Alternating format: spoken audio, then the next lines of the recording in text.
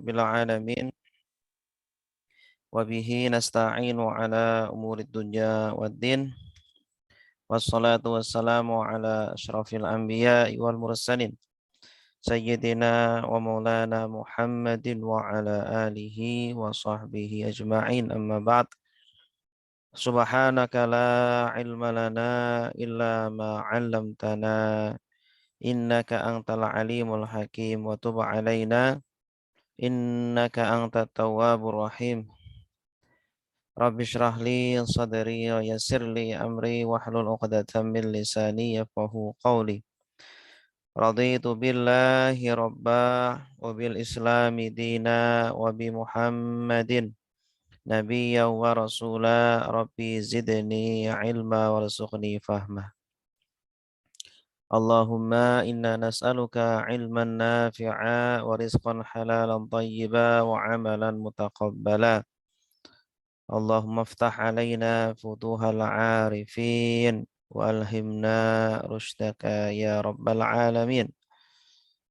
Allahumma faqihna fid din wa 'allimna at-ta'wil. Amin amin ya rabbal alamin. Bapak Ibu yang dimuliakan Allah, alhamdulillah kita bisa bertatap muka lagi, bisa bermujalasah dalam thalabul ilmi, melanjutkan kajian kita yaitu daurah atau pelatihan tentang sholat khusyuk ya. Jadi kembali kami mengingatkan bahwa khusyuk itu ada 4 poin ya. Yang pertama, khusyuk adalah memahami atau mengenal hakikat manusia. Ya, ma'rifatu an-nafsi atau ma'rifatu al-insan. Mengenal diri kita sendiri. Ya, ketika kita sholat, sebenarnya kita diperintahkan oleh Allah untuk mengenal diri kita itu adalah hamba. Diri kita adalah budak. Ya, seorang budak tentu hina. Seorang budak itu rendah, begitu. Bahkan lebih rendah daripada hina, daripada budak. Ya, kita manusia itu penuh dengan dosa, penuh dengan kesalahan, penuh dengan maksiat. Maka kita sebagai seorang hamba, seorang budak yang penuh dengan salah, kita sangat mengharapkan belas kasihan dari Tuhan kita. Ya, ketika seorang budak dia banyak salahnya, tidak becus dalam bekerja kepada majikannya, tentu ya dia akan selalu merasa bersalah dan selalu rendah hati atau rendah diri kepada majikannya, begitu. Nah, seorang manusia harus membawa perasaan yang seperti ini dalam kehidupan sehari-harinya. Karena sholat sebenarnya itu hanya cas, ya, hanya ngecasnya manusia, ya, agar selama 24 jam selalu membawa sifat atau ya akhlak di dalam sholat. Ya, dia harus selalu merasa diawasi oleh Allah, dilihat oleh Allah. Ya, harus merasa selalu diintai oleh Allah. Ya, sehingga dia tidak memiliki waktu, tidak memiliki tempat untuk bermaksiat kepada Allah Subhanahu wa taala. Bahkan apa yang ada di dalam hatinya, ya, dia tidak berani untuk bersuudzon kepada Allah. Dia tidak berani memikirkan hal-hal yang jorok, hal-hal yang tidak diridhoi oleh Allah Subhanahu wa taala. Sehingga 24 jam dia sibukkan untuk beribadah kepada Allah sehingga tidak ada waktu untuk bermaksiat, berbuat dosa kepada Allah Subhanahu wa taala, gitu. Maka ketika kita mengucapkan Allahu Akbar, ya, ketika kita mengucapkan doa iftitah surah Al-Fatihah, baca surat, doa ketika ruku, ketika i'tidal sampai salam, semuanya harus dikaitkan dengan diri kita masing-masing. Ya, ketika kita mengucapkan Allahu Akbar, ya, yang kita semuanya insya Allah sudah tahu artinya, maka hadirkanlah arti dari Allahu Akbar. Allah Maha Besar. Artinya kita manusia itu maha kecil, maha tidak berdaya, maha lemah, maha butuh. Ya, Allah Subhanahu wa taala yang maha besar, maha berkuasa, maha segala-galanya. Begitu. Kita masuk ke dalam sholat ini maka buanglah semua ya hal selain Allah Subhanahu wa taala. Ya, semua selain Allah tidak penting. Ya, semua selain Allah itu fana. Kita hanya menyaksikan Allah Subhanahu wa taala, merasakan kehadiran Allah Subhanahu wa taala di dalam sholat. Itulah yang namanya khusyuk. Ya, kita menjaga ya perasaan bahwa Allah hadir di hadapan kita ya dan Allah sedang berbincang-bincang dengan kita. Kita sedang ngobrol dengan Allah, berkomunikasi dengan Allah lewat hati kita gitu. Makanya di dalam sholat itu tidak hanya ibadah fi'liyah saja. Sholat itu tidak hanya gerakan saja. Ya, tetapi sholat juga ibadah qauliyah, ada ucapannya. Ya, dan harus diucapkan. Rukun-rukun ucapan harus diucapkan. Kalau tidak diucapkan maka tidak sah sholatnya. Ini sebenarnya adalah salah satu sarana mempermudah bagi kita semuanya untuk menghadirkan khusyuk. Karena biasanya seseorang akan memikirkan atau menghadirkan apa yang dia ucapkan gitu. Ya. Apa yang ada di dalam hati diucapkan dengan lisan gitu. Nah, lisan yang berucap kemudian dimasukkan juga ke dalam hati. Ketika dia mengucapkan Allahu Akbar. Oh ya Allah, Allah memang maha besar. Ya, kita menetapkan dan menguatkan ya ucapan tersebut, meyakinkan hati kita bahwa Allah memang maha besar. Allah maha segalanya. Ya, kita sebagai manusia maha rendah, maha hina, maha ya tidak ada apa-apanya. Kita nggak penting. Walaupun mungkin kita sebagai seorang presiden, sebagai seorang pejabat, ya dianggap penting oleh orang-orang, tetapi hakikatnya kita manusia itu tidak penting. Ya, semuanya di hadapan Allah Subhanahu wa taala itu sama saja, ya. Maka jadilah hamba semuanya di hadapan Allah Subhanahu wa taala kelak. Nanti tidak ketika kita sedang melakukan sholat. Kemudian yang kedua yang harus kita hadirkan di dalam sholat adalah ma'rifatullah, yaitu mengenal Allah. Ya, mengenal dengan siapa kita sedang berbicara, dengan siapa kita sedang berhadap-hadapan. Ya, ketika kita berhadap-hadapan dengan anak kecil itu berbeda ketika berhadap-hadapan dengan orang dewasa. Ketika berhadapan-hadapan dengan orang dewasa, ya, teman kita, sahabat kita berbeda ketika kita berhadap-hadapan dengan seorang yang penting, seorang pejabat atau seorang ulama, seorang tokoh, ya, berbeda perasaan kita, gitu. Semakin kedudukannya tinggi, kedudukannya itu mulia, maka kita akan merasa ya kita akan merasa grogi, kita akan merasa canggung ya. Kita akan menjaga sopan santun kita pun akan fokus di hadapannya gitu. Nah, maka untuk menghadirkan khusyuk, Bapak Ibu semuanya, mohon dimatikan audionya ya. Untuk menghadirkan khusyuk, maka harus menghadirkan ma'rifatullah. Siapa itu Allah? Ingatlah maha atau sifat-sifat Allah yang maha kuasa, ya, yang maha sempurna, yang maha pemurah, yang maha penerima taubat. Sebaliknya juga Allah maha mengazab, ya, Allah maha keras, ya, Allah maha mengancam, Allah maha melihat, ya. Allah tidak segan-segan untuk menurunkan azabnya kepada hamba-hambanya. Di satu waktu juga Allah Maha mengampuni, Allah Maha menyayangi, ya. Allah selalu melihat, tidak pernah lalai, tidak pernah lengah dari semua ucapan dan perbuatan kita, begitu. Ketika kita melamun, Allah pun tahu, ya. Allah pun tahu kita itu nggak fokus ketika sholat. Kita itu tidak khusyuk ketika sholat. Kita itu mengingat dunia di dalam sholat.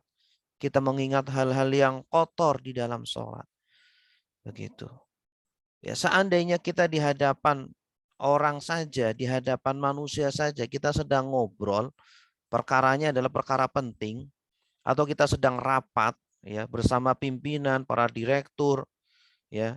Ternyata kita ngelamun, ternyata kita nggak mendengarkan pemaparan dari ya pimpinan atau yang sedang menyampaikan, ya justru malah kita ngelamun, malah atau kita ngantuk atau kita tidur. Nah, itu pasti akan membuat sangat-sangat kecewa sekali ya pimpinan kita. Begitupun ketika kita sholat, kalau kita setiap kali sholat ternyata kita ngelamun, ternyata kita malah memikirkan yang lain, tidak memperhatikan apa yang kita ucapkan, tidak fokus dengan siapa kita berhadapan. Ya, kapan lagi kita bisa fokus? Ya, kapan lagi? Ya, makanya di dalam Al-Qur'an Allah pernah menyindir orang-orang yang tidak fokus dengan Allah Subhanahu wa taala. Alam ya'ni lilladzina amanu an takhsha'a qulubuhum li dzikrillah, ya. Bukankah sudah tiba waktunya bagi orang-orang yang beriman agar bersegera khusyuk kepada mengingat Allah Subhanahu wa taala. Ya, Allah tidak mau disembah hanya dengan jasad kita saja. Allah maunya disembah dengan jasad dan hati kita dua-duanya. Bahkan hati adalah tempat fokus Allah melihat kepada hambanya. Allah tidak melihat fisik kita, Allah tidak melihat muka kita, Allah melihat isi hati kita, gitu. Ya, semakin baik hati kita, Allah akan tersenyum, akan senang dengan kita, walaupun mungkin fisik kita kurang. Bapak Ibu yang dimuliakan Allah, jadi yang kedua adalah ma'rifatullah. Maka untuk ma'rifatullah ini, ya kita harus sedikit demi sedikit mengenal siapa itu Allah. Kita sedikit demi sedikit memahami apa yang kita ucapkan, apa yang kita perbincangkan di dalam sholat. Apa arti dari ini wajahtu wajhiya lilladzi fataras samawati wal arda hanifan musliman wa ma ana minal musyrikin. Ya. Coba latihan menerjemahkan itu ya. Ini wajah tuh. Ya Allah, aku hadapkan diriku, jiwa dan ragaku kepada zat yang menciptakan langit dan yang menciptakan bumi. Ya, lilladzi fataras samawati wal arda. Hanifan muslima, aku lurus dan aku pasrah kepadamu ya Allah. Ya, semua urusan-urusanku dunia dan akhirat aku pasrahkan. Aku serahkan kepadamu ya Allah. Itu. Jadi ketika sholat itu menjadikan hamba itu semakin pelong jiwanya, ya, semakin tenang hatinya. Kenapa? Karena semua urusannya diserahkan kepada Allah Subhanahu wa taala. Orang yang beriman, orang yang sholat tidak akan pernah khawatir dengan masalah-masalah apapun di dalam kehidupan dunianya. Kenapa? Karena ada Allah. Ya, sebesar apapun Allah selalu ya mendampingi kita, selalu bersama kita. La takhaf wa la tahzan, innallaha ma'ana. Jangan takut, jangan bersedih. Ya, sesungguhnya Allah bersama kami, bersama kita. Ya, dunia ini hanyalah sandiwara, dunia ini hanyalah drama saja. Dunia ini hanya film saja, sebentar selesai. Ya, kita mau jadi pemeran yang baik atau pemeran yang buruk, terserah kita. Ya, semua kendali ada pada diri kita begitu. Bapak Ibu yang dimuliakan Allah, setelah ma'rifatun nafsi, ma'rifatul insan, kemudian ma'rifatullah, mengenal Allah, yang ketiga adalah apa? Memahami apa yang kita baca dan memahami apa yang kita lakukan dalam sholat seperti berdiri, ruku, sujud dan seterusnya. Ya, maka untuk bisa ma'rifatun nafsi dan ma'rifatullah harus paham apa yang kita baca. Ya, coba kalau Bapak Ibu sedikit demi sedikit sholat, latihan sholat, tetapi dengan bahasa Indonesia.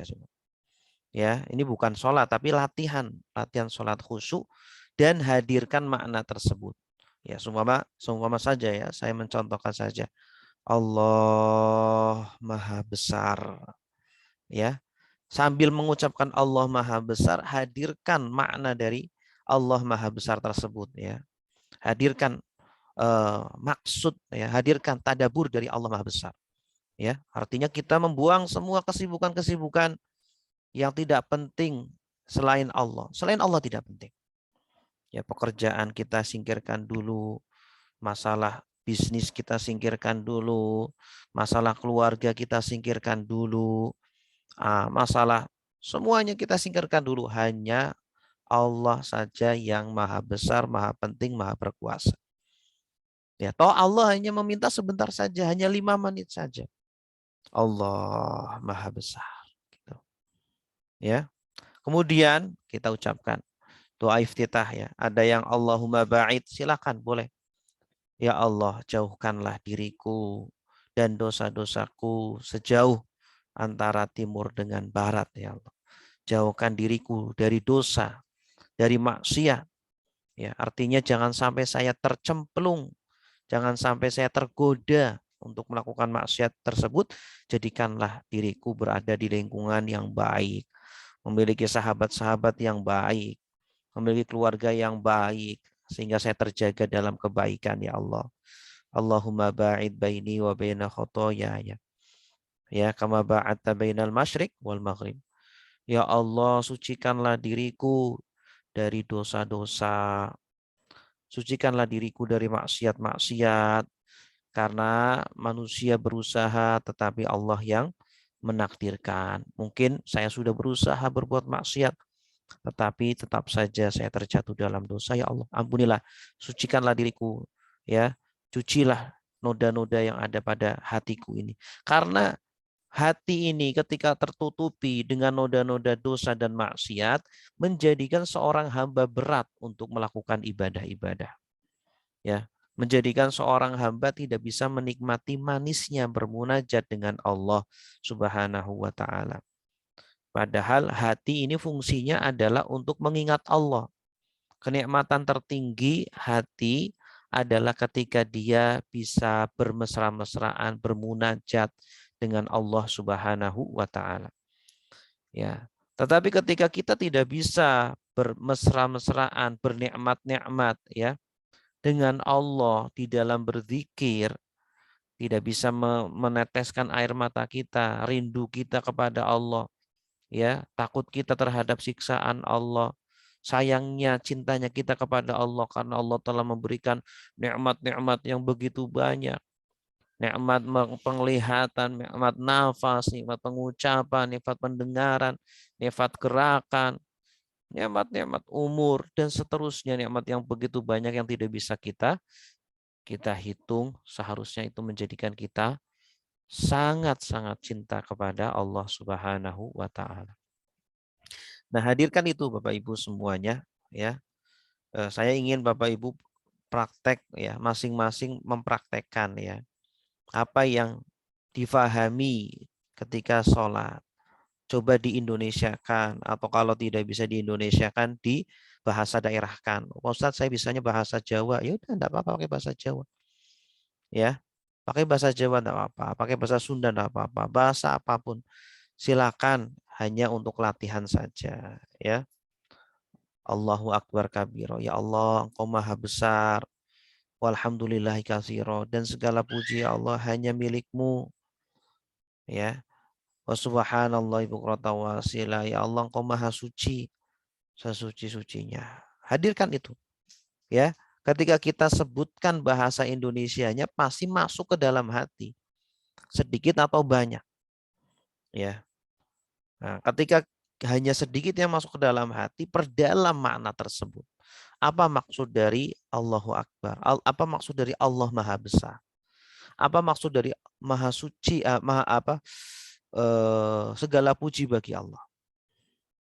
Ya, kita harus tahu, harus mendalami makna dari segala puji bagi Allah. Artinya apa?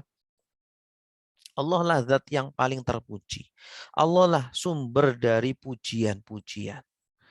Ya, kita dipuji oleh manusia, kita ganteng, kita cantik, kita kaya, kita sukses, kita dermawan, kita soleh, kita pintar. Hakikatnya itu adalah pemberian dari Allah. Yang berhak dipuji hanyalah Allah. Kita pun bisa menjadi dermawan karena Allah yang menggerakkan hati kita. Kita ganteng pun itu pemberian dari Allah yang menciptakan kita dalam fisik yang sempurna. Ya, kalau Allah tidak berkehendak memberikan itu semuanya, mustahil ya kita bisa memiliki itu. Jadi jangan sombong, ya, jangan jumawa, jangan merasa lebih ya dari orang lain, dari makhluk-makhluk. Itu apalagi lebih dari Allah, apalagi lupa bersyukur kepada Allah atas nikmat-nikmatnya ini, begitu ya. Hadirkan makna tersebut. Ini wajahtu wajhiya, ya Allah, aku hadapkan diriku kepada Engkau, zat yang menciptakan langit dan yang menciptakan bumi, ya Allah. Ya, saya hanya fokus kepadamu, ya Allah.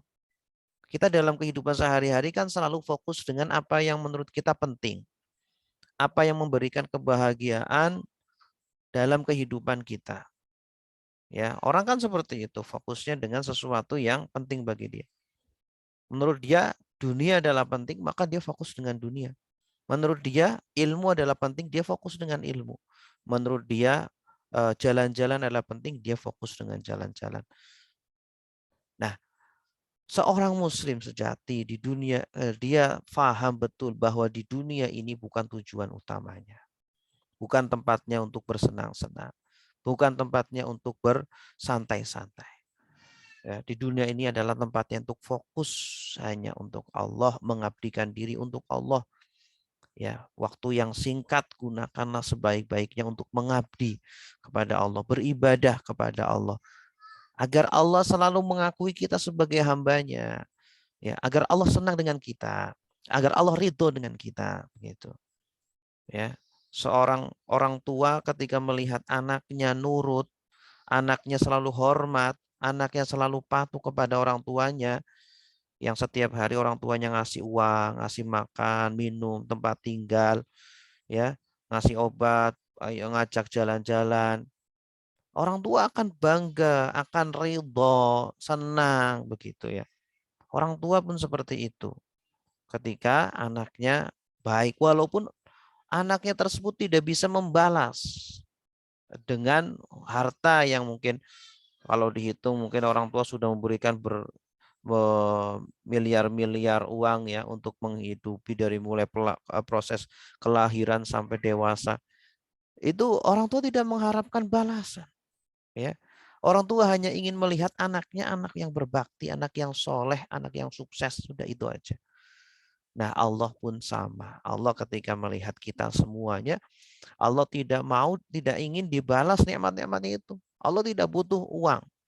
Allah tidak perlu kita membayar nikmat-nikmat yang Allah berikan. Allah hanya ingin ya kita bersyukur, kita mengakui bahwa Allah lah yang memberi nikmat itu semuanya, bukan yang lain. Maka beribadahlah kepada Allah, bersyukurlah kepada Allah. Itu akan menjadikan Allah senang, Allah bangga kepada kita, ya, sehingga Allah ridho kepada kita semuanya. Nah, ayah bunda yang dimuliakan Allah, hadirkanlah makna dari doa iftitah. Ya, ini wajah tuh, ya Allah, aku hadapkan diriku kepada zat yang menciptakan langit dan bumi. Saya pasrah kepadamu dan saya bukan orang-orang yang menyekutukanmu, ya Allah. saya akan selalu berbakti, saya akan selalu mengabdi, saya akan selalu setia kepadamu ya Allah. Ya, saya tidak akan menduakanmu ya Allah. Begitu. Ya, konsekuensinya ketika seorang muslim sudah menyatakan seperti itu, maka di dalam kehidupan sehari-harinya ketika ada sesuatu yang bertentangan ya dengan agama ya dan bertentangan dengan kemaslahatan dunianya dia, maka dia dahulukan agamanya. Ya, ketika dia bekerja ternyata pekerjaannya itu haram ya, tetapi dia harus bekerja untuk menghidupi keluarganya, menghidupi dirinya, maka dia lebih mencari yang halal. Ya walaupun mungkin lebih sedikit gajinya, lebih susah bekerjanya, tetapi demi untuk mendapatkan ridho ya dari Allah, dia lebih memilih yang halal. Itu. Kemudian apa? Hanifah Muslim, inna salati wa nusuki, ya Allah, sesungguhnya salatku, ibadahku, hidupku, matiku hanya untuk Engkau ya Allah. Saya hibahkan, saya wakafkan seluruh diriku ini hanya untuk mengabdi kepadamu ya Allah. Ya, saya punya guru, beliau itu sudah mengatakan bahwa beliau menghibahkan, mewakafkan dirinya hanya untuk ilmu. Sehingga apa? Setiap harinya itu mengajar, mengajar dan mengajar. Mengajar, membaca terus seperti itu. Ya, dari mulai subuh sampai tengah malam pekerjaannya itu aja. Walaupun beliau tidak dibayar tetapi terus ya, beliau karena sudah mewakafkan dirinya untuk agama. Ya, mewakafkan dirinya untuk kemajuan agama Islam, untuk penyebaran agama Islam ini. Begitu. Itu orang yang benar-benar merealisasikan, mengaplikasikan apa yang diucapkan di dalam iftitah. Ya, salatku, ibadahku, hidupku, matiku hanya untukmu ya Allah, tidak untuk yang lain. Ya, inna salati wa nusuki wa mahya wa mati lillahi rabbil alamin la syarikalah wa bidzalika umirtu wa ana minal muslimin, dan aku termasuk orang-orang yang pasrah. Aku pasrahkan semuanya ya Allah kepadamu ya Allah. Itu. Setelah itu apa? Kita membaca Al-Fatihah. Nah, ini kita akan masuk ke tadabbur surah Al-Fatihah. Coba ya Bunda, Bapak Ibu semuanya, latihan untuk sholat dengan bahasa Indonesia. Ketika kita mengucapkan Bismillahirrahmanirrahim, coba di Indonesia kan, ya, dengan nama Allah yang Maha Pengasih, yang Maha Penyayang. Ya, apa maksudnya dengan nama Allah? Oh, maksudnya di situ kita mengakui bahwa kita hamba itu lemah karena kita membutuhkan Allah dengan nama Allah. Gitu. Ya, dengan membutuhkan pertolongan dari Allah. Ya, dan juga kita mengakui bahwa tujuan perbuatan kita termasuk sholat itu atas nama Allah. Untuk Allah, bukan yang lainnya. Begitu. Maka dari mulai awal sholat sampai akhir semuanya hanya untuk Allah. Jangan diniatkan untuk yang lainnya. Hanya untuk Allah. Ya. Kenapa? Ar-Rahman Ar-Rahim. Allah lah yang memberikan rahmat. Ya. Karena manusia itu semuanya membutuhkan Ar-Rahman dan Rahim. Semua perbuatan yang dilakukan manusia, baik yang berkaitan dengan dunia ataupun berkaitan dengan agama, tidak lain adalah untuk mendapatkan kebahagiaan. Dan kebahagiaan itu sumbernya adalah dari Rahman, dari Rahim. Ya, bahkan ada ulama yang mengatakan intisari dari Asmaul Husna adalah Ar-Rahman, Ar-Rahim.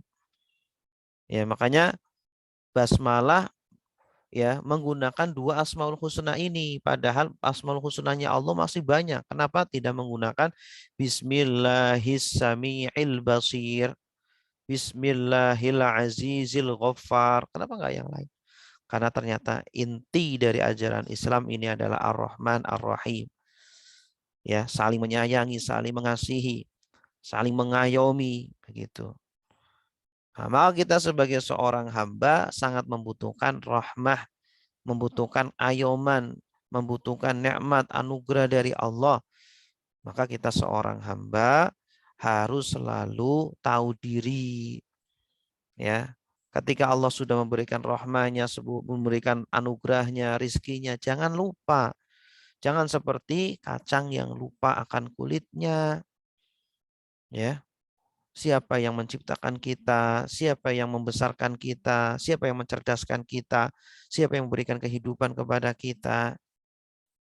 Hadirkan itu semuanya di dalam sholat kita, ya. Dan nikmat Allah tidak pernah terputus, ya. Bahkan ketika kita tidur, terus nikmat Allah berjalan, ya. Terus kita bernafas, jantung terus berdetak, ya. Kita bisa tidur di tempat yang nyaman, ya. Ada atap yang melindungi kita. Kemudian terkadang ada juga kipas angin, ada AC, semua fasilitas Allah berikan kepada kita semuanya.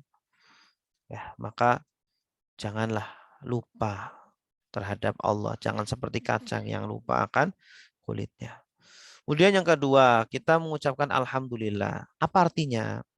Segala puji bagi Allah, Tuhan semesta alam. Coba latihan itu dengan bahasa Indonesia, Bapak Ibu. Segala puji bagi Allah, Tuhan semesta alam. Apa artinya segala puji bagi Allah? Ya, ini artinya pengakuan bahwa kita manusia itu hina. Manusia itu tidak ada apa-apanya. Ya, kita itu nol. Ya, kita itu nol. Yang berhak mendapatkan pujian hanya Allah Subhanahu wa Ta'ala. Kenapa kita dipuji? Kita ganteng, kita cantik, kita kaya, kita dermawan, kita pintar, kita sukses, kita berpangkat, ya. Itu semuanya adalah titipan dari Allah. Ya, anugerah dari Allah, bukan karena usaha kita. Ya, bukan karena keringat dari kita, tetapi itu pemberian, ujian dari Allah. Apakah kita bersyukur? Apakah kita gunakan untuk kebaikan?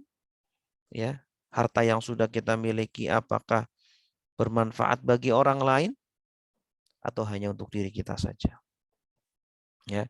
Jadi sekaligus dua hal. Ketika kita mengucapkan alhamdulillah, kita menghadirkan ma'rifatul insan, ma'rifatul nafas, dan juga ma'rifatullah. Ya, segala puji bagi Allah. Artinya kita itu tidak terpuji. Kita itu hina, yang terpuji hanya Allah. Ya, yang sempurna hanya Allah, yang baik hanya Allah. Tetapi karena sayangnya Allah kepada kita, ya, Allah berikan sifat-sifat baik itu kepada kita sehingga kita dipuji. Tetapi jangan lupa bahwa yang terpuji itu Allah. Kita hanya sebagai, ya, yang diberi amanah saja. Makanya ketika ada tukang parkir, ya, kemudian dia dipuji, wah hebat ya, kamu kendaraannya banyak, motornya banyak, mobilnya banyak, bagus-bagus, mahal-mahal. Ya, terus ternyata dia bilang, oh iya dong, siapa dulu? Nah, kalau ada tukang parkir seperti itu tukang parkir apa itu? Tukang parkir gila itu. Orang tukang parkir tidak tahu diri. Padahal bukan mobil dia, bukan kendaraan dia. Yang beli bukan dia. Dia hanya diberi amanah saja. Dititipi saja. Kok malah dia merasa memiliki? Ya. Makanya kita seharusnya semuanya harus merasa kita adalah tukang parkir semuanya. Ya. Semua nikmat-nikmat yang nempel kepada kita ini hanyalah titipan dari Allah Subhanahu wa Ta'ala. Kapanpun bisa Allah cabut. Ya, makanya di dalam sholat itu ingat-ingatlah nikmat-nikmat Allah yang begitu banyak. Begitupun di luar sholat. Ingat-ingatlah. Hitung satu persatu nikmat-nikmat Allah. Kalau perlu bikinlah catatan, ya, daftar nikmat-nikmat Allah pada kita semuanya. Agar kita selalu mengingat nikmat-nikmat Allah. Sekaligus juga kita bikin catatan tentang dosa-dosa kita kepada Allah. Ya, keteledoran-keteledoran kita belum memenuhi kewajiban kita, ya kita belum berikan hak-hak Allah, ya belum semaksimal menjadi hambanya Allah Subhanahu wa taala. Rabbil alamin, Tuhan semesta alam. Apa maksudnya Allah itu Tuhan semesta alam? Ya, artinya Allah adalah Tuhan. Yang namanya Tuhan adalah tempat bergantungnya, tempat kembalinya, tempat merujuknya seluruh hamba, ya, seluruh makhluk ketika membutuhkan, ya, dalam semua urusannya, dalam, ya, manusia itu pasti ada saat-saatnya dia itu dalam kondisi genting, dan saat itulah dia akan mencari Tuhan, mencari Allah, mencari yang bisa menyelamatkan dia. Ya, maka Rabbil alamin, Tuhan semua alam, ini mengingatkan kepada kita semuanya, ya, bahwa kita menyembah kepada Allah yang benar-benar berhak untuk disembah, yang berkuasa atas segalanya, menciptakan semuanya, mengatur semuanya, ya. Allah lah yang berkuasa atas alam semesta ini. Ya, makanya di antara, ya, cara agar kita bisa selalu bersyukur kepada Allah, cobalah kita sewaktu-waktu, ya, cabut nikmat yang Allah berikan kepada kita. Ya, seumpama kita setiap hari bisa makan, bisa minum, gitu ya. Bahkan setiap jam kita bisa makan, minum, ya. Coba kita rasakan apa yang dirasakan orang-orang miskin, orang-orang fakir, ya, orang-orang yang tidak memiliki harta untuk makan atau minum setiap hari, betapa susahnya mereka mencari makan dan minum, ya. Ketika mendapatkan makan dan minum walaupun sederhana, mereka sangat bersyukur, alhamdulillah. Apalagi kalau diberikan makanan yang nikmat, yang mahal, yang lezat, ya. Makanya ada syariat puasa. Ini salah satu terapi bagi kita seorang hamba agar banyak-banyak bersyukur, yaitu syukur apa? Yaitu nikmat apa? Nikmat makanan, nikmat minuman, ya. Karena biasanya manusia itu akan bersyukur ketika nikmat itu dicabut. Seorang manusia akan bersyukur nikmatnya sehat ketika diberi sakit. Dia akan bersyukur nikmatnya makanan ketika dia lapar, gitu. Dia akan bersyukur nikmatnya keluarga ketika dia berjauhan dengan keluarganya, dan seterusnya dan seterusnya. Dan selanjutnya, Ar-Rahman Ar-Rahim. Apa arti Ar-Rahman Ar-Rahim? Yang Maha Pengasih, yang Maha Penyayang. Apa maksudnya Maha Pengasih, Maha Penyayang? Ya, artinya Allah memberikan semuanya, seluruh, ya, yang kita rasakan ini sampai detik ini semuanya adalah atas Rahman dan Rahimnya Allah. Bahkan Rahman ini lebih luas lagi. Allah memberikan semuanya. Tidak pandang bulu, mau yang beriman atau kafir, mau yang taat atau yang maksiat. Semuanya diberikan rahmannya Allah, gitu. Ya, betapa sayangnya Allah, betapa baiknya Allah kepada makhluk-makhluknya, walaupun makhluknya sangat-sangat, ya, kurang pengertian, ya, lupa, ya, akan kulitnya, kacang lupa akan kulitnya. Dia tidak ingat siapa yang menciptakan dia, yang memberi nikmat kepada dia. Ternyata malah dia mengingkari akan keberadaan Allah. Ya, Ar-Rahim, yang Maha Penyayang. Ya, yang Maha Penyayang maksudnya adalah Allah lah yang memberikan kasih sayang nanti kelak di akhirat. Allah akan memberikan syafaatnya kepada hamba-hambanya, ya, dan kasih sayang hakiki yang paling dibutuhkan, yang sesungguhnya kita cari-cari adalah nanti di akhirat. Di alam kubur, ketika tidak ada orang yang bisa menolong kita, kita kelaparan, tidak ada yang bisa ngasih makanan. Kita haus, tidak ada yang bisa ngasih minuman. Kita kedinginan, tidak ada yang bisa ngasih selimut.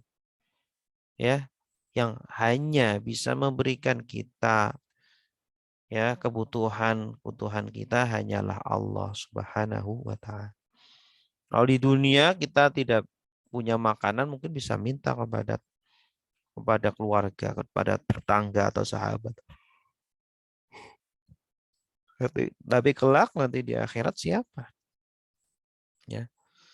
Nah, maka ketika mengucapkan Ar-Rahman Ar-Rahim, maka kenalilah diri kita yang selalu butuh kepada Allah, ya, yang selalu membutuhkan anugerah dan nikmat-nikmat Allah agar terus berjalan. Ya, ya. Walaupun Allah tidak diminta pun terus memberi, tapi mintalah, selalu mintalah, selalu memosisikan diri kita sebagai hamba yang butuh. Ya, harus meyakini kita itu sebagai hamba yang butuh pada Allah. Ya, jangan pernah merasa ya sombong, merasa bisa berjalan sendiri. Ya, makanya ada sebuah doa dari Rasulullah, la takilni ila nafsi tarfata ainin abadan abada. Ya Allah, janganlah pasrahkan urusan diriku kepada diriku sendiri. Urusan sendiri pun kita nggak bisa ngurusin. Sebenarnya seperti itu. Apalagi urusan orang lain. Ya, lebih-lebih kita nggak bisa mengurusi. Begitu. Makanya selalulah minta pertolongan kepada Allah. Minta belas kasihan dari Allah. Itulah arti dari Ar-Rahman Ar-Rahim. Ya. Malik Yaumiddin. Hadirkan di dalam hati kita yang memiliki hari pembalasan. Apa maksud dari Allah yang memiliki hari pembalasan? Ya, ini berkaitan nanti di akhirat. Allah lah yang menguasai hari pembalasan. Allah lah yang memberikan keputusan seadil-adilnya kepada para hambanya. Nanti ketika dihisab oleh Allah, ketika kita berdiri di hadapan Allah, ya, kita akan ditanya semua perbuatan dan ucapan kita dari mulai kita balik sampai meninggal. Ya, disidang oleh Allah. Maka hisaplah diri kita di dunia ini ketika sholat sebelum nanti dihisap oleh Allah di padang mahsyar. Makanya orang yang sholat itu seharusnya setiap hari selalu introspeksi diri, selalu memperbaiki dirinya, ya, mengupdate ilmu agamanya, mengupdate ibadahnya, agar semakin hari semakin baik ibadahnya, semakin berkualitas, ya. Nah, ingatlah ketika kita berdiri di dalam sholat mengucapkan Malik Yaumiddin, ingatlah ketika nanti kita berdiri di hadapan Allah. Berdiri di hadapan pengadilan Allah. Ditampakkan semua dosa-dosa kita, disampaikan semua ya maksiat, semua apa namanya bobrok atau semua boroknya kita, isi hati kita dikeluarkan semuanya, kotor-kotornya itu dikeluarkan semuanya. Tidak ada yang bisa menjadi tempat untuk dimintai tolong kecuali Allah Subhanahu wa taala. Maka mintalah di dunia, jangan sampai terlambat nanti mintanya di akhirat sudah tidak ada kesempatan. Ya. Dan jangan khawatir ketika kita di dunia kita dizolimi oleh orang lain. Ya, jangan pernah kita khawatir ya tidak ada keadilan. Nanti di hari ya padang mahsyar, di hari kiamat Allah akan mengadili dengan seadil-adilnya. Iyyaka na'budu wa iyyaka nasta'in. Apa artinya coba? Hadirkan ayah bunda semuanya. Hanya kepadamu kami menyembah ya Allah. Iyyaka, hanya kepadamu. Kami menyembah, kami beribadah. Dan hanya kepadamu kami minta pertolongan. Ya. Apa maksudnya hanya kepadamu kami beribadah? Artinya kita hanya ikhlas. Ya, ibadah kita hanya untuk Allah. Bahkan sudah kita ucapkan hidup dan mati kita hanya untuk Allah. Ya. Maka lebih-lebih ibadah pun hanya untuk Allah. Khususkan hanya untuk Allah Subhanahu wa taala. Dan hanya kepada Allah kami minta pertolongan karena ibadah ini butuh pertolongan. Butuh ilmu, petunjuk, ya itu harus turun pertolongan dari Allah. Tidak mungkin kita ya bisa mendapatkan petunjuk kecuali Allah yang mengantarkan kita untuk mendapatkan petunjuk tersebut. Ya. Allah yang menggerakkan hati kita sehingga kita duduk di majelis ilmu, kita mendapatkan ilmu yang bermanfaat. Itu tidak lain, tidak lepas dari pertolongan Allah. Semuanya kegiatan-kegiatan yang kita lakukan atas pertolongan dari Allah. Gitu. Ya. Sehingga kita semakin meneguhkan diri kita bahwa kita itu semuanya mendapatkan pertolongan dari Allah. Kenapa di sini menggunakan kami, ya? Atau di sini menggunakan kamu? Iya, Kak. Ya Allah, hanya kepadamu ya Allah. Ini menunjukkan kedekatan kita dengan Allah. Ya, ketika kita memanggil Allah dengan ya panggilan untuk orang kedua, menunjukkan kedekatan kita dengan Allah Subhanahu wa taala. Nah, Kak, seyogianya setiap kali kita beribadah, maka rasakanlah Allah melihat kita. Allah mengawasi kita. Ya, Allah ridho kepada kita. Nah, jangan sampai ketika kita beribadah kita salah niat, ya. Niatnya bukan untuk Allah. Ingat, Allah melihat hati kita. Isi hati kita Allah lihat. Kita niatkan bukan selain Allah, Allah tahu. Maka malulah kepada Allah. Kemudian di sini juga menggunakan domir kami. Na'budu, kami menyembah ya Allah. Ini menunjukkan apa? Bahwa kita itu hina. Ya, sehingga untuk meminta kepada Allah pun kita butuh bersama-sama dengan hamba-hamba yang lain. Yang mungkin hamba-hamba yang lain itu mereka bersih, mereka suci, tidak seperti kita. Ya, sehingga kita diterima oleh Allah karena teman-teman kita yang bersih, teman-teman kita yang suci begitu. Ya, maka selalulah kita bersama orang-orang soleh, orang-orang yang baik, sehingga doa kita pun yang awalnya mungkin tidak diterima oleh Allah, ditolak, akhirnya diterima berkat kita memiliki teman-teman yang soleh. Gitu. Dan selanjutnya ayat yang ke-6, ihdinas siratal mustaqim. Ya, hadirkan artinya hanya ihdina, tunjukkanlah kami ya Allah. Berilah kami hidayah ya Allah. Oh, berilah kami petunjuk ke jalan yang lurus. Maksudnya itu apa? Berilah kami petunjuk. Artinya manusia itu selalu membutuhkan bimbingan. Kita seorang hamba itu bodoh. Jangan merasa sudah pintar, jangan merasa sudah benar. Ya, yang namanya kiai, yang namanya ulama saja bisa jadi apa? Terpeleset. Ya, manusia itu tidak maksum seperti nabi, seperti rasul. Kita manusia itu bukan nabi, bukan rasul. Ulama juga manusia. Kadang-kadang bisa salah, kadang-kadang bisa terpeleset ucapannya. Maka mintalah kepada zat yang tidak pernah terpeleset, tidak pernah salah, yaitu Allah, agar selalu memberikan petunjuk yang lurus, jalan bimbingan yang benar. Ya, orang kalau di dalam kehidupannya selalu dibimbing oleh Allah, maka tenang hidupnya. Ya, tidak gembrungsung, kata orang Jawa itu gembrungsung ya. Tidak tenang hidupnya, hidupnya tidak teratur, naudzubillah. Nah, kita minta agar hidup kita itu tenang, teratur, bahagia, begitu kan senang. Gitu ya. Kemudian selanjutnya ayat ke-7, siratal ladzina an'amta alaihim, jalannya orang-orang yang Kau beri nikmat kepada mereka ya Allah. Maksudnya apa? Artinya bahwa kita itu harus memiliki tauladan, harus memiliki contoh kehidupan yang benar.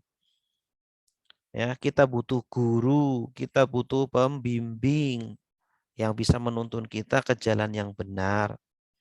Makanya jangan sombong, wah saya bisa baca sendiri, wah saya bisa belajar sendiri, jangan. Kata para ulama, barang siapa yang bukunya adalah gurunya, maka setan adalah gurunya. Gitu. Makanya ilmu agama itu tidak dipelajari autodidak. Beda dengan ilmu umum. Kalau ilmu dunia mungkin bisa autodidak. Tapi kalau ilmu agama harus melalui guru. Begitu. Ya, sebagaimana kita baca Al-Qur'an, belajar baca Al-Qur'an harus ada gurunya. Belajar ilmu agama harus ada gurunya. Nah, maka di dalam kehidupan sehari-hari kita harus punya petunjuk, harus punya tauladan, contoh yang real yang bisa kita ikuti begitu. Ya. Dan Allah lah yang senantiasa memberikan itu semuanya. Itu nikmat hidayah, itu nikmat yang sangat besar. Maka mintalah kepada Allah karena Allah lah yang memberikan nikmat tersebut. Ya, selain kita juga mencari guru yang soleh, guru yang berilmu sehingga kita mendapatkan bimbingan yang baik. Kemudian ayat selanjutnya, ghairil maghdubi alaihim waladdallin. Bukan jalannya orang yang dimurkai, orang-orang Yahudi maksudnya. Orang-orang Yahudi itu kenapa mendapatkan murka dari Allah? Karena mereka sudah diberikan ilmu oleh Allah, sudah diberikan kitab suci, diberikan nabi, ya, tetapi mereka karena terpengaruh dengan dunia, terpengaruh dengan kenikmatan, godaan-godaan dunia, akhirnya mereka tersilaukan dengan dunia, tergoda dengan dunia, sehingga mereka menjual ayat-ayat Allah. Mereka lebih mengutamakan dunia daripada akhirat. Akhirnya Allah murka kepada mereka. Ya. Nah, kita minta kepada Allah semoga tidak dikumpulkan dengan orang-orang yang seperti itu. Orang-orang yang diberi ilmu oleh Allah tetapi tidak menggunakan ilmunya. Waladhdallin, dan juga bukan orang-orang yang tersesat, maksudnya adalah orang Nasrani. Orang Nasrani ini sebenarnya mereka baik. Niatnya ikhlas untuk ingin mendapatkan jalan yang benar, mendapatkan petunjuk. Tetapi mereka justru salah dalam beragama. Ya, mereka salah dalam menempuh jalan dalam beragama. Akhirnya mereka sesat. Ya, maka kita sebagai seorang manusia pun, ya, pilih-pilihlah teman kita, jangan teman yang bodoh, teman yang gak jelas, ya, yang tidak mengingatkan kita ketika kita salah. Pilihlah teman yang sekaligus dia berilmu, dia juga soleh, gitu, sehingga bisa membimbing kita, mengingatkan kita ketika kita salah. Baik ayah bunda yang dimuliakan Allah, berikutnya ini bacaan Al-Fatihah ya. Maka Al-Fatihah ini induk Al-Quran dan induk atau intisari dari ajaran Islam. Makanya maknanya itu sangat luas, sangat dalam, sangat lengkap, komprehensif ya. Maka latihannya adalah dengan seperti tadi yang kami jelaskan, yang saya jelaskan ya. Ya, silakan sholat di Indonesia kan terlebih dahulu, tapi itu latihan saja. Sambil dihayati maknanya, kandungan-kandungannya itu apa. Gitu ya. Kemudian ya, kita insya Allah sampai mana? Sampai i'tidal ya. Nanti insya Allah kita lanjutkan ya, kita tambah satu pertemuan lagi, insya Allah pertemuan kelima ya. Semoga Allah memberikan umur panjang dan kesehatan untuk kita. Subhana rabbiyal azim wa bihamdih. Ya. Coba di Indonesia kan itu apa? Subhana rabbi, maha suci Tuhanku. Allah itu maha suci. Apa maksudnya Allah maha suci? Maksudnya Allah itu sempurna. Allah itu tidak punya kekurangan, tidak punya cacat seperti manusia. Allah itu sempurna dari dalam segala sifatnya, dalam segala perbuatannya, sempurna semuanya, tidak ada kekurangannya. 100% Allah sempurna. Ya. Dan Allah Maha Agung, Al-Azim, wa bihamdihi, dan dengan pujiannya itu. Artinya ketika Allah sempurna maka Allah Maha terpuji. Ya, kita memuji kepada Allah. Karena yang berhak dipuji adalah zat yang maha sempurna. Begitu. Ya. Walaupun boleh kita memuji manusia, boleh silakan, tetapi ingatlah ketika kita memuji, hakikatnya kita sedang memuji Allah Subhanahu wa taala. Ya, ketika kita mengatakan Allah Maha Suci, maka kenalilah diri kita, manusia itu penuh dengan kesalahan. Tepat ketika kita mengucapkan ini, kita kan sambil apa? Ruku', ya, menunduk. Nah, ini isyarat kepada kita semuanya ya bahwa kita itu hina ya. Jangan sombong, jangan jumawa, jangan congkak gitu. Jangan merasa lebih daripada orang lain ya. Makanya kita menunduk. Ini isyarat bagi kita ya. Tadabur kita ketika kita menunduk, ketika kita ruku ya bahwa manusia itu jangan sombong. Sekali-kali lihat ke bawah gitu ya. Kita itu jangan sombong, ingin selalu dihormati, ingin selalu dihargai, tidak terima kalau direndahkan dan seterusnya. Ya, manusia itu harusnya selalu menunduk ya agar dia tidak sombong. Karena yang berhak sombong hanyalah Allah Subhanahu wa taala. Kemudian i'tidal, sami Allahu liman hamidah. Allah Maha mendengar, sami Allah, Allah mendengar. Liman hamidah kepada hamba yang memujinya. Apa artinya Allah mendengar? Ya, artinya Allah itu tidak akan pernah menyia-nyiakan curhatan dari hambanya. Ya, ketika hambanya ini menunduk, biasanya itu kan juga meminta. Ketika dia merendah, menunjukkan dia juga membutuhkan, butuh kepada Allah. Ya, ketika kita ruku, kita juga sedang meminta kepada Allah, ya Allah, kami itu rendah, kami itu hina, kami itu kurang, maka berilah ya kecukupan kepada kami, sempurnakanlah kekurangan-kekurangan pada kami. Nah, ketika itu kita memuji kepada Allah lagi, ya Allah, Engkau yang mendengar doa hamba-hambanya. Engkaulah yang mendengar pujian-pujian hambanya.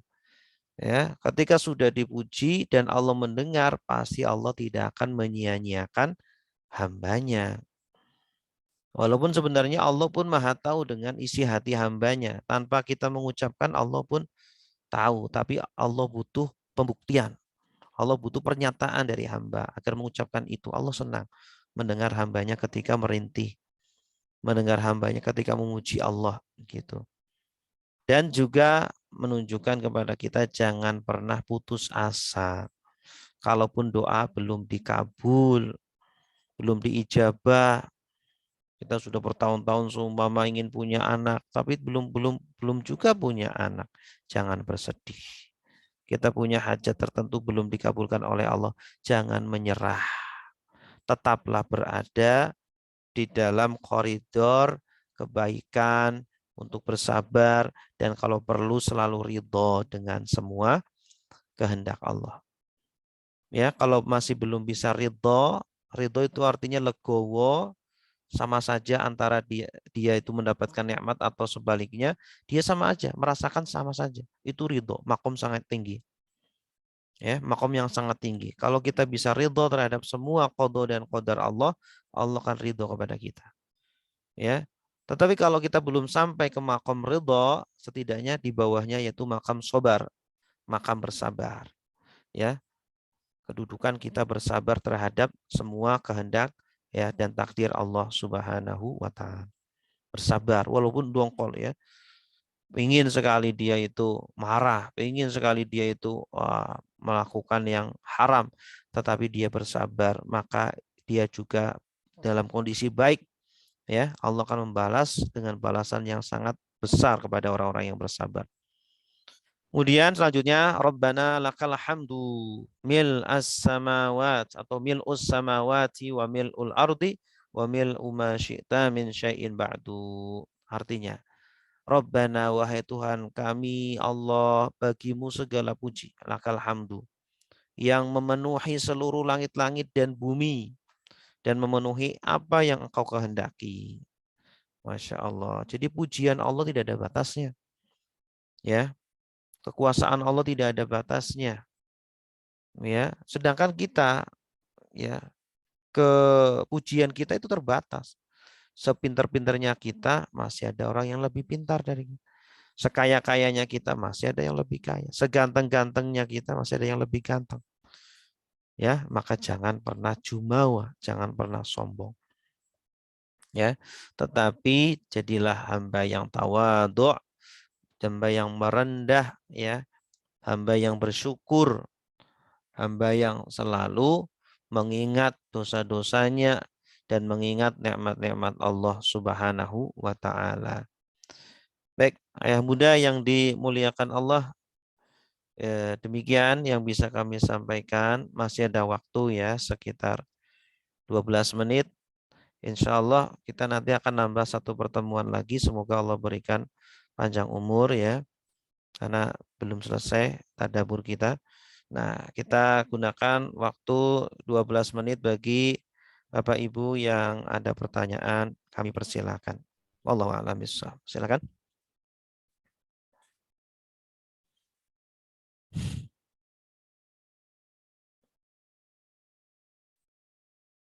Ada pertanyaan? Silakan dinyalakan audionya.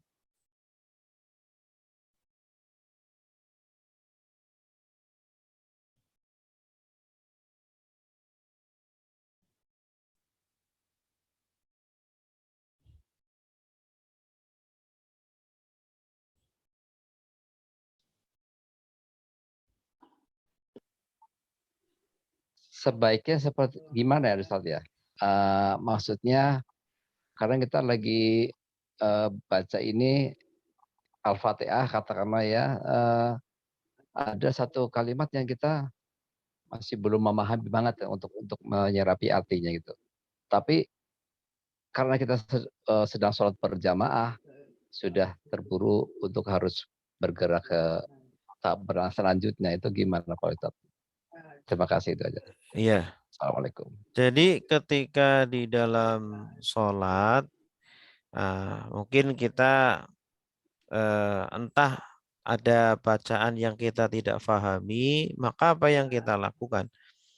Yang kita lakukan ya kita belajar lagi ya. Setelah kita belajar lagi, setelah kita sholat, coba kita lihat terjemahannya, apa sih artinya? Oh iya, sudah tahu. Maka nanti ketika sholat dihadirkan lagi. Sampai sempurna. Dari mulai takbiratul ihram sampai salam, kita tahu apa artinya. Indonesianya itu apa. Sehingga bisa kita pakai di dalam sholat. Ya, sekalian juga kita mendalami apa rahasia di balik bacaan-bacaan tersebut. Seperti tadi yang kita jelaskan. Nah, terkadang di dalam sholat juga mungkin kita sudah paham sebenarnya artinya. Cuma ada saja pikiran-pikiran yang menjadikan ya kita itu memikirkan yang lain, bukan yang kita baca. Iya Begitu. betul. Nah, memang manusia ya seperti itu ya. Maka sebisa mungkin kita balikan lagi. Kembalikan lagi ya Kembalikan lagi. kefokuskan lagi ya. Ya, fokus kepada awalnya. Memang seperti itu. Jadi khusyuk itu tidak instan. Khusyuk itu butuh latihan, butuh waktu. Ya, setiap kali keluar dari bacaan atau setiap kali pikiran ini melayang kemana, balikan lagi. Terus seperti itu sampai kita benar-benar bisa khusyuk 100%. Makanya Rasulullah kan sudah bersabda, itu kan, bahwa ada orang yang keluar dari sholat tidak dicatat pahala sholatnya itu kecuali 1/10 ya, atau 1/9 atau 1/8 atau dan seterusnya. Kenapa? Karena berbeda tingkatan khusyuknya begitu. Ya. Jadi butuh latihan terus begitu. Sampai bisa maksimal ya, fokus dalam sholat tersebut.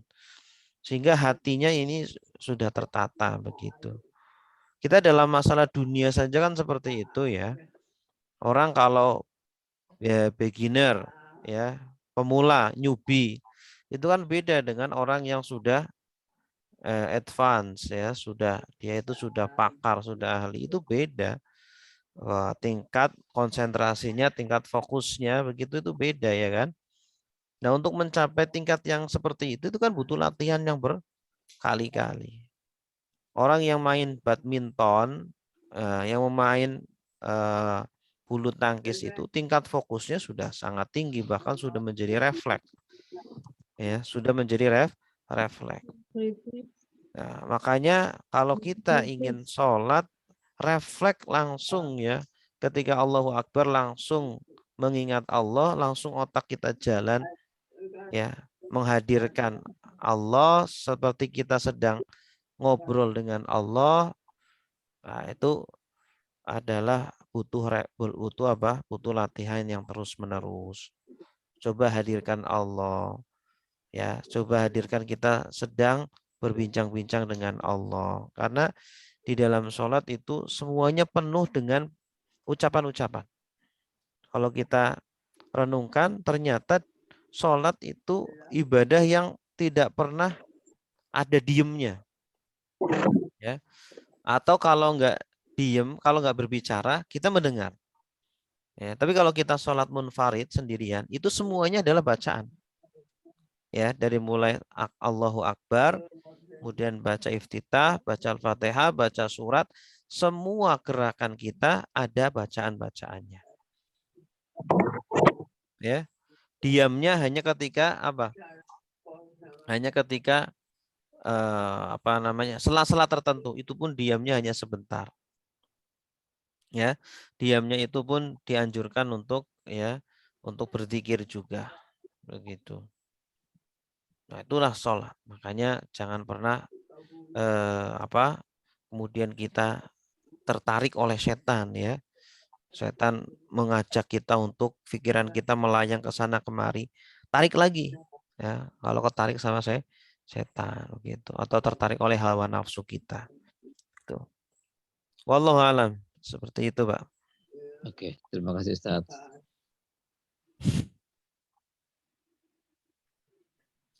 Assalamualaikum Ustadz. Mau tanya untuk sholat tarawih, sholawat tarawih. Kalau kita kurang sehat, minimum berapa rakaat Ustadz, dan maksimal sholat tarawih itu berapa rakaat? Ya, sholat tarawih itu sebenarnya tidak ada bilangan khususnya ya. Riwayatnya itu banyak sekali ya. Ada yang 5 rakaat, ada yang 7, ada yang 9, ada yang 11. Ya, banyak sekali riwayatnya. Makanya sebenarnya tidak ada bilangan khusus sholat tarawih itu. Cuma kebetulan ya yang banyak dipakai oleh para ulama, para imam-imam mazhab, yaitu antara 11 dengan 21 gitu. 11 dan berapa? 23, maaf. Ya, dengan witirnya. Maka kalau kita kurang sehat ya pilih ya, kalau bisa 11 ya lakukanlah yang 11. Ya, lakukan sebisa kita gitu. Wallahu a'lam. Ada lagi, silakan.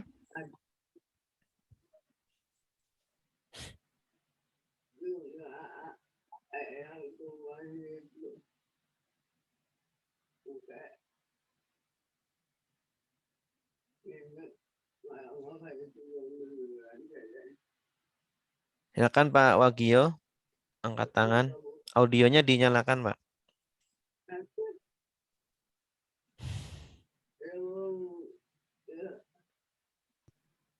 Assalamualaikum Ustaz. Waalaikumsalam warahmatullahi wabarakatuh. Biasanya kalau kita terawih itu kan 11 rakaat termasuk witir. Kalau kita ingin melaksanakan sholat malam lagi, itu apakah itu kan biasanya nggak perlu witir lagi? Dalilnya gimana Ustadz itu? Iya, kalau kita witir itu kan ada sebuah hadis, la witrani fi lailah au kama qol. Tidak boleh ada 2 witir dalam satu malam. Jadi kalau kita mau witir, kalau mau kita sholat lagi nanti setelah tarawih, seumpama sebelum sahur gitu ya, maka tidak perlu witir setelah tarawih itu, ya, tidak perlu witir. Tapi kalau kita nggak mau sholat nanti lagi, ya udah witirnya bersama imam, seperti itu, Pak. Nah, gitu. Gitu aja, iya. Ya, makasih Ustaz. Ya, Assalamualaikum sama-sama. warahmatullahi wabarakatuh. Waalaikumsalam. Ada lagi, silakan.